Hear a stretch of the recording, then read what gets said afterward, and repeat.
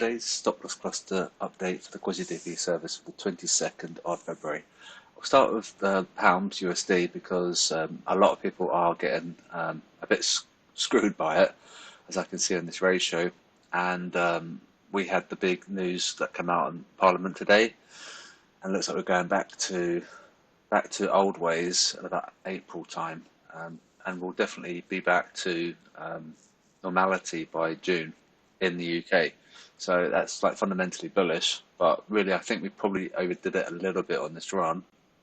Now I want to bring your attention to the daily R2, and that was 14080, and you see how we had resistance.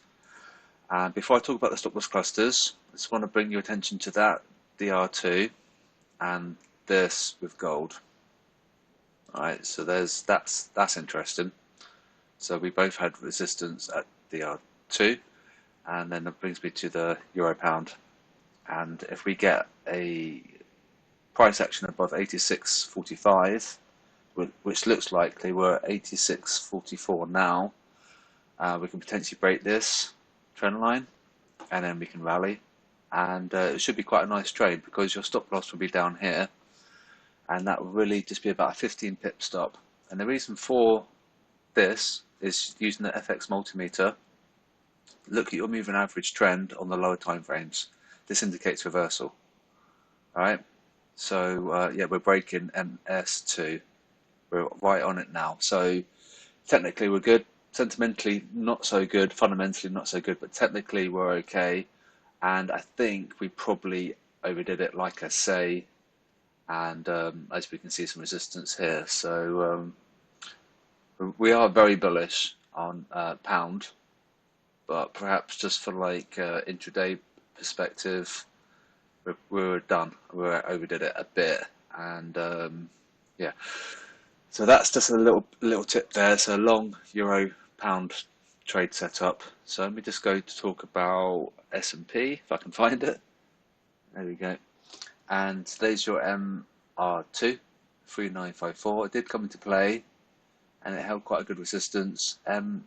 R1 is 3825. Potentially can come down here, and your pivot's here. So we're still bullish because we're above pivot, but we'll probably see some interesting development with next month's pivot. We could be lower. If we carry on falling and we close below MR1, next month's pivot is going to be lower than this month. So March's pivot could be lower, and then that would indicate some bearishness developing in the S&P. So that's just something to bear in mind. Bitcoin, there's a nice healthy bounce there off that level, which is MR2 48806, and quite a huge fall there. That would have stopped a lot of people out, so it could have been, you know, stop on. MR3 55662, and that's pretty much overdone for the month. So I don't know if we will exceed that. We don't know. So we'll look at this trend line actually. Yeah, that's good. That looks good. So yeah, it's quite bullish. Yeah, 53.722. That would be like a long signal there. And so I'll talk about the SLCs now. And remember to keep your eye on S&P for this because it's very important. And the Aussie and yen bubbles are incredibly extreme, so we should see reversals. Okay. SLC 83.53, 82.72. We're a buy at the high level, and there's that bearishness creeping in at the lower time frames. AU and 79.43. Look at the size of that stop, it's huge, and that's located at 78.45, and some bearishness creeping in, and we are a buy at the high level, but we have to expect reversals because if it gets near 20% or 80%, and then we know there's not much gas left in the tank and the train's going to enter the station, all those analogies, you know, like getting to the party too late and things like that. So we have to be careful with extremes, and this is definitely near an extreme. Look at my FX book. You couldn't get any more squeeze than that. 8%. That's ridiculous. So yeah, we're right for a reversal because of the extreme sentiment. EA, 154.17, 153.30, mixed on the moving average trend, and we are sell. EU, big candle here. I didn't quite take the SLC out, 121.70. That might lay dormant for later. There's going to be a risk event this week, so that might come into play. Don't forget we are below monthly pivot at 121.79, so we still got a bearish bias technically because we're below monthly pivot. SLC is 120.20. We are a buy at the high level, and there's that bearishness creeping in. So keep an eye on that dollar bubble, I think. And I've gone over this briefly, but SLC is 140.92 and 139.75. We are a buy, and there's that bearishness creeping in, which is the opposite of EG. So if you are trading the pound USD, do look at the euro pound. It's very, very important that you do check that because they're very closely correlated. NU, likewise, there's that bearishness.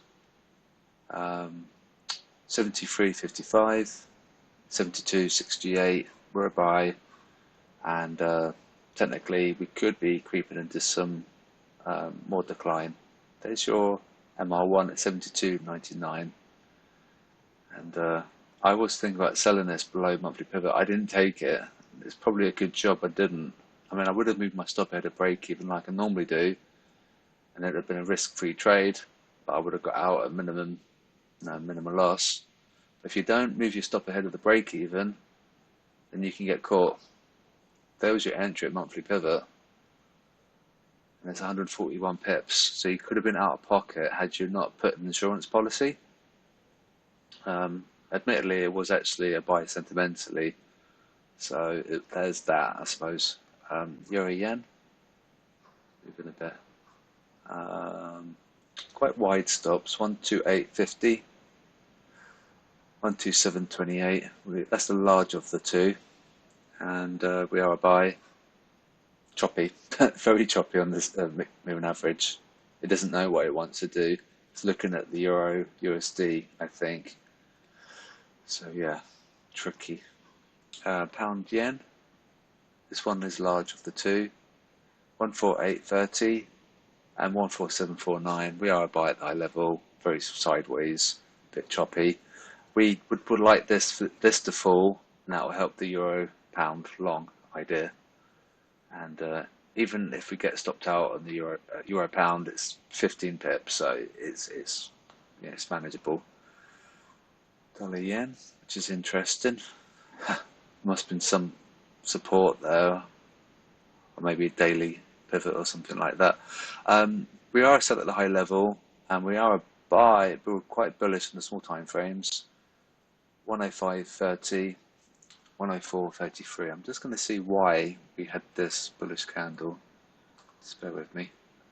Indicators, pivots, go to daily. I think that was a support here. I could be wrong. Oh, it didn't even come close to S2. Okay, so we're just rallying. It could be like the yield related because it's quite risk sensitive, isn't it? So daily S2 is 104.96, so that would come into play. It could have been quite a nice buy there potentially. We are still at the sentiment though, and there's them guys going long, so that should be bearish. So we'll have to wait and see. It's a bit of a mixed picture, this one. Dollar CAD, 126.57, 125.75.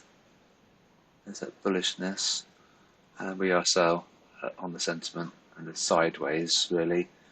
Dollar Swiss, it's the last one now, and this is MR1 at 89.70, and SLC 90.51, and 89.29. Don't forget we're above monthly pivot, so in case you're wondering why it was going up, because technically we were a buy because we're above MP.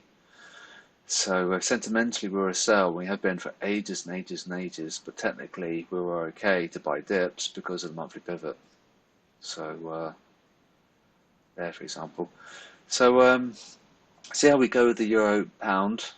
It's looking like that's a resistance, which is interesting. So if you can wait for the MS2 86.45, wait for like a 15-minute candle above, and inevitably we'll break this trend line.